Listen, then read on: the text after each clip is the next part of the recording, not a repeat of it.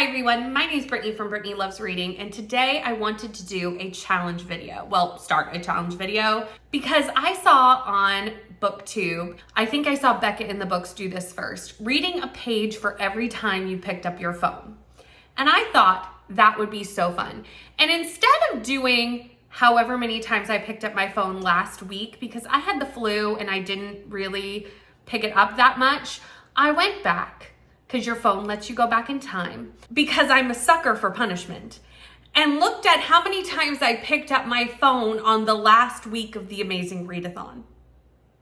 Because I was a host for the Amazing Readathon, I was on Discord a lot. My Discord notifications went off 1,002 times, and I was constantly picking up my phone, and I wanted this to be like an actual challenge.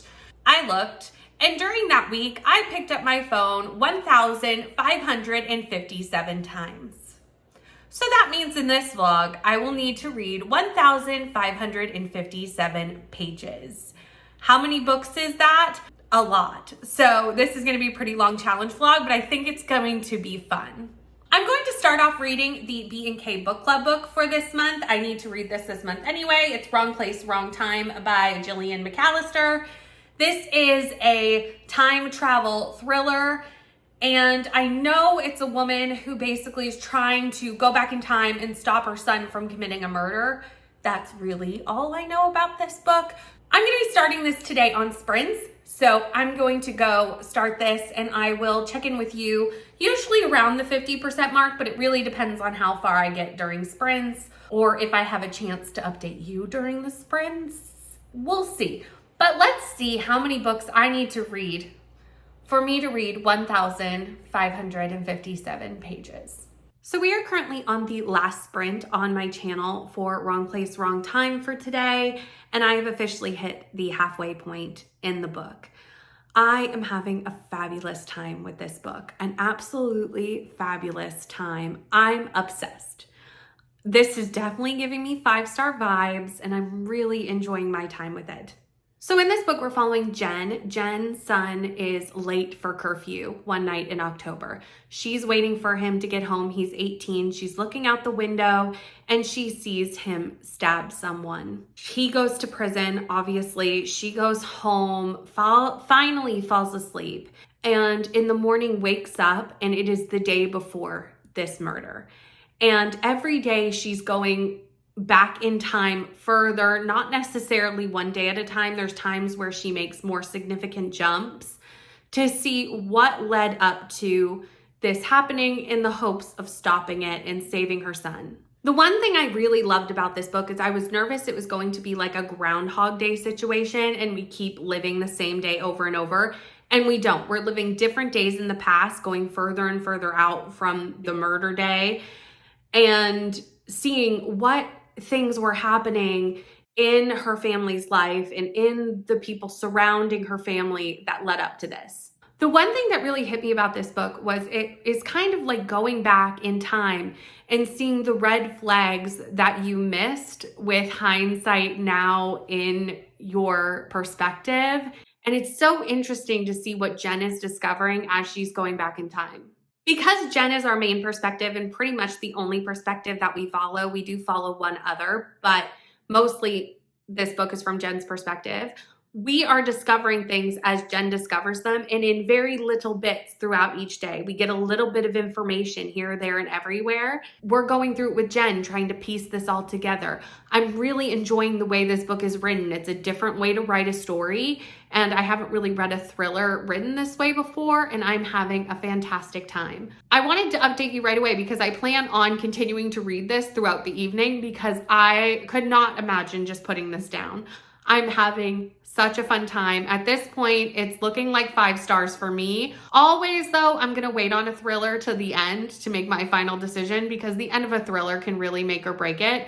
But there's already been some little tidbits of information that we've learned that have been something that I did not see coming. And it makes sense once you see why it's in the book. So it's not just like random twists, but they're really well planned out little tidbits to really flush out this story. Like I said, I'm obviously really enjoying the book and I'm going to go get back to it because we only have about 10 more minutes left in this sprint and I want to get a little bit more reading in of this tonight. I have finished Wrong Place, Wrong Time by Gillian McAllister, and I'm going to give this 5 stars. I read this so quickly, and I enjoyed my time with this so immensely. I really liked this thriller. I really liked the way it was constructed and told. This story of kind of finding out the plot in reverse and in tiny little bits and pieces of time, and you having to put it together with our main character, Jen. I really enjoyed that concept. It's something I haven't seen before, and this is something with thrillers specifically. I feel like once you've seen and read a certain amount of thrillers, there's very rarely something that you haven't seen before. So when I find a thriller that is something I haven't seen before, I always get really excited. There were multiple twists in this book. Some of them I saw coming and kind of figured out, and some of them I didn't. But did I care that I figured them out ahead of time? Absolutely not. It did not take away from my enjoyment of this book at all. And like I said, there were still a few that I didn't see coming. But even though I kind of suspected what was going on with a couple of the twists, I did not care. It didn't bother me. I was still interested the whole time. Like I said, I could barely put this book down. I just kept reading it and reading it and reading it and reading it. In less than 24 hours, I read the entire book. Actually, I think like in less than 18 hours, I read the entire book. Like I read this very quickly. Anyway, 5 stars. I will definitely be reading the other book by this author. I think the author only has one other book, but if not, I will be reading all the books by this author because I really enjoyed this book. So this book is exactly 370 pages of actual story. There's like acknowledgments at the back and then another bit of the other book in the back, but of the pages that I read, 370 exactly. So that means I still need to read 11,187 pages for this challenge. So we are already 1 book in and we are still not under 1,000 pages, but we will get there with this next book. And the next book I'm going to be reading is Julia Vanishes by Katherine Egan. I have the advanced reader's copy of this, not because I got the advanced reader's copy. My local used bookstore was giving away the advanced reader's copies of this book. They were giving away a few advanced reader's copies, and I ended up with a copy that way. This has been on my TBR for 2 months. It keeps rolling over, so I need to get this read. It is the start of a series, which I've been trying not to start series, but here we are. It's on my TBR, so I need to read it. It's a witchy book, and it is September, so it's a perfect time to read a fall witchy book. So I'm going to do that for this challenge. So I have a little bit of a change in plans. I am going to be reading Julia Vanishes during this vlog, but my audiobook of Yours Truly by Abby Jimenez is about to be taken from me from Libby. So I decided to read this first because I want to read this before the audiobook gets taken away. This is the companion book to Part of Your World, which I loved. I read it earlier this year and absolutely loved it, gave it 5 stars, adored this book. And this is, like I said, the companion novel following Abby's friend, Brianna. Brianna has gone through a divorce and has sworn off men. She is an ER doctor, and now there is a new doctor in her ER, Jacob. And frankly, they do not get off to a great start. Jacob is really sweet, but he suffers from anxiety, and his social interactions with people he doesn't know come off a little stiff.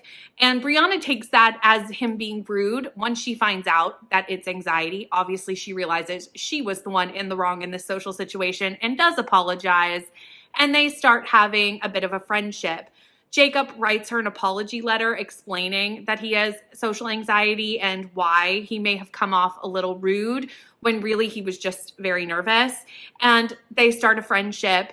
And eventually they start fake dating because Jacob's brother is marrying his ex-girlfriend and he has to go to the wedding, and his family is nervous about how they should react to this wedding. Should they be mad at their brother? Should they go to the wedding? And Jacob wants them to go to the wedding because he's trying to be kind and go the higher road. So he wants everyone to just go to the wedding, and the best way for him to get them to do this is to show that he's moved on. So he makes up a fake girlfriend. They somehow start to think that his fake girlfriend is Brianna because they have a friendship, and she agrees to this fake relationship. So there's a little bit of enemies to lovers that doesn't really last very long because they just become more friends to lovers, enemies, then friends to lovers. Anyway, and a fake dating. that's where I am now. They're just fake dating. And we all know how fake dating ends, but I'm going to go read the rest and find out. I'm currently already 50% into this book. So I will chat with you when I finish. I'm hoping to finish tonight on sprints, but we'll see what happens. So I have finished Yours Truly by Abby Jimenez, and unfortunately, I think I'm in the minority on this book. I am going to give this 2 stars. This book was not it for me. I did like our main male character quite a bit, and there were times that I liked the main female character, but there was so much miscommunication in this book. It relied heavily on it, very, very heavily on miscommunication. And that made me annoyed with both characters, especially as the book went on. The longer the miscommunication went on, the more annoyed I was with both our main characters. And I am fairly new to romance. I started reading romance really at the start of this year, end of last year, start of this year. And there was a trope that I know a lot of people do not like that I haven't really come across that often. It is in this book. And that was also something that I did not enjoy. And I think this is one of the first books I've read with that trope in it. So I didn't really know how I felt about it. But in this book, particularly because it was maybe the first time I've really seen it, it was just not something that I enjoyed. It kind of just made the book end kind of on a low note for me. And I was already frustrated with the characters and with the miscommunication in this book. I did really like the part about Brianna's brother. Brianna's brother, Benny, is in kidney failure and he is looking for a new kidney. And the part on organ donation and the mental health of someone who is going through that, as well as being a carer for someone who's going through that. I found that all really interesting. And I would love to score this book a little bit higher, but that wasn't the main plot of this book. It was very much a side plot. So, 2 stars. It is what it is. It wasn't my favorite. I'm so sad because I loved Part of Your World so much. I gave it 5 stars. I pre-ordered this book. So it breaks my heart as much as I'm sure it breaks a lot of people's hearts who love this book to hear that it was a 2-star book for me. Saddened by it, but we're going to just move on to the next book. And that's going to be Julia Vanishes. We're going back to the original plan, which was Julia Vanishes. I said I was going to start it. I'm actually going to start it. I am on sprints right now, and I have 9 minutes left in this sprint and then a whole other sprint to go. So I'll get a little bit done tonight, and then I will read some more tomorrow, and that's probably the next time I'll check in with you. Hi, everyone. I made it to page 144 in Julia Vanishes, and unfortunately I'm going to be DNFing this book, but I am going to count the 144 pages I did read towards this challenge because I did read them. I am going to DNF this though for a couple of reasons. The writing style is just not my thing, and I'm not really interested in the story, and really I'm finding it hard to really piece out what the story is. It's very disjointed, and I'm having a really hard time narrowing down what we're actually trying to do in the book. Also, not loving the characters. The characters are not my favorite. So I've just decided that this book is probably just not for me, and I'm going to finish it, but I am going to add the 144 pages to the count, which I did not do the math ahead of time, so I will insert the page count of what we've currently read and what we still need to read somewhere around here. The next book I will be picking up is Kissing Kosher by Jean Meltzer. This is the author who also wrote The Matzo Ball, which I really enjoyed. It was a Hanukkah-themed romance I read, I think, last Christmas or the Christmas before. I don't remember exactly, but I really did enjoy that romance. I loved seeing the Jewish culture. Jean Meltzer is Jewish, so I love seeing that the author is putting their own culture into the book. And obviously, Kissing Kosher, I would assume we're going to get more of that in this book as well. This, I think, has something to do with baking, and I love a baking romance. I hope this will be the book to redeem the last couple, because like I said, the last couple of books I've read, we've had a 2-star and a DNF. So I need a win here. So hopefully this is it. So I have made it to 50% of Kissing Kosher. This is such a cute baking romance. We haven't really gotten to the romance part of it yet. But that's okay because we're really laying the foundation, and there's a little bit of deception in the start of this book. And I really like that our character who is deceiving the other one doesn't want to start a relationship under those parameters. So is kind of holding back on their attraction to the other character because they know that they're being a little bit deceptive. So anyway, what this book follows is Avital. Avital is our main female character. And Avital is the general manager under their family's bakery. And their family has had a long time bakery baking kosher goods. Avital runs the business now that was originally started by her grandfather and then run by her parents with her twin brother, Josh. Now, way back in time, there seems to be some sort of family drama between the grandfather, that is Avital's grandfather, and Ethan's grandfather, who is our main male protagonist. And Ethan's grandfather seems to have some issues. Let's just say that. So I don't necessarily know what the truth is to what happened between these two grandfathers, because realistically, everything Ethan's grandfather says, I take it with a grain of salt, but there seems to have been some sort of rift between the two grandfathers at some point. Ethan's family runs a pre-packaged Jewish bakery that basically sells in grocery stores, etc. And Avital's family obviously runs a bakery that is just like your bakery that you go to at the store, made fresh every day, beautiful artisanal treats. Ethan's grandfather basically blackmails him into infiltrating Avital's bakery to find out their pumpkin spice babka recipe. And that's how this book starts, with Ethan trying to get a job at Avital's bakery. And pretty quickly, we see that both Avital and Ethan have an attraction for each other. Avital also is suffering with chronic illness, so there's a lot of talk of chronic illness in this book, and I'm really enjoying that. There was a lot of talk of chronic illness in the Matzo Ball because I believe the author, Jean Meltzer, suffers with chronic pain, so it's something that she puts into her books, her experience with chronic pain. And I love supporting own voices and authors who write their experience into their books. I think we're just starting to get into the actual romance of this book. Of course, we've had some sexual tensions, some getting to know each other, etc., etc. They're ready to jump in, but Ethan feels like maybe he needs to come clean before that happens. So I don't know how that's going to work out, but I'm kind of glad that's the case. I wouldn't necessarily love a romance that is based on lying about who you are.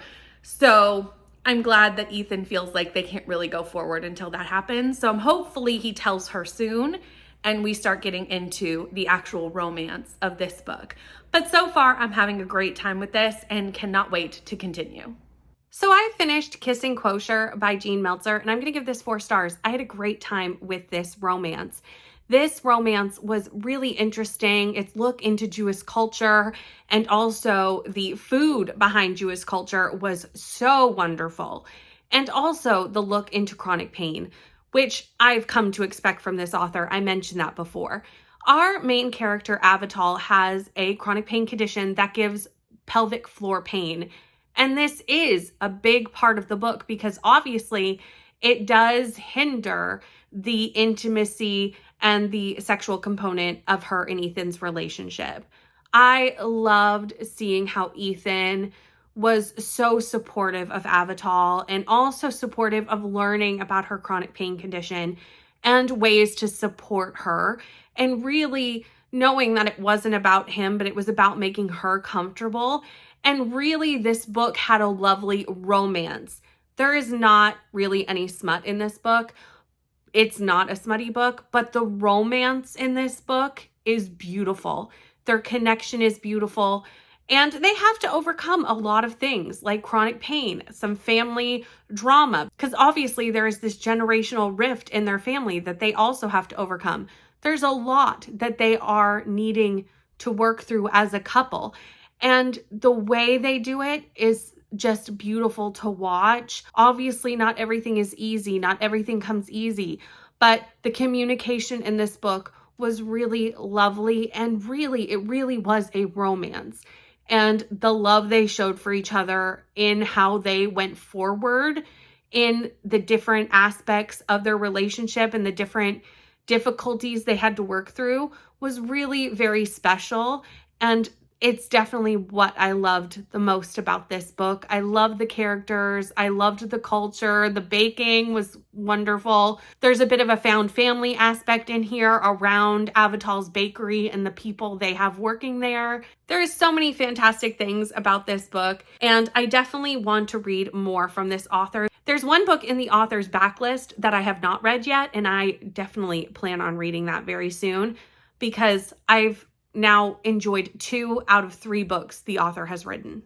I am currently on sprints right now for Neva's 24-hour sprints, so I did not have a chance to do the math on where I am on the page count, but I know that I have not hit it yet. So future me in editing will insert and what I still need to read, but I know I haven't hit it yet, so I need to do another book. So I have picked another book for this vlog. The next book I'll be reading is on Kindle, so I will be reading One of Us is Dead by Geneva Rose, and I will chat with you around the 50% mark once I get there.